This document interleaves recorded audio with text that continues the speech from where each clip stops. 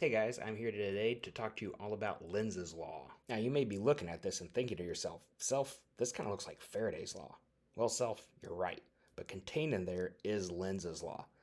This humble negative sign, this is Lenz's law. So, Lenz's law says that an induced current will always flow in a direction that's going to oppose the initial change. That's why it's a negative sign. So, for instance, let's say we have a magnetic field B that is going through a loop of wire. If there's no change in the magnetic field, well, Faraday's law says that there's no current, right? But let's say now that very same magnetic field starts decreasing in strength. But because of that decreased magnetic flux through the loop, we'll induce a current in the loop. But which way?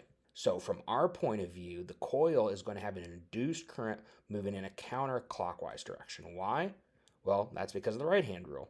And we need to have an induced magnetic flux that goes in the same direction as B in order to compensate for its decrease. So here's a cool little trick where we insert a magnet into a conducting coil. Notice how the coil initially moves away from the magnet, but once the magnet's removed, the coil starts moving in the opposite direction. And why is that? Well, Lenz's law, of course.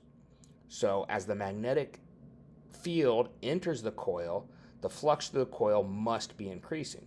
So Lenz's law says the induced current must produce an opposing flux, and so our oppositely aligned magnetic fields, they repel, and it's pushed away. But when the magnet is removed, there's a decrease in flux. And of course, the law says that the current must go in the direction to increase that flux again. And now that our magnetic fields are aligned, the coil is attracted to the magnet and moves backward. So there you have it, folks. Lenz's law, one of the most important negative signs in science.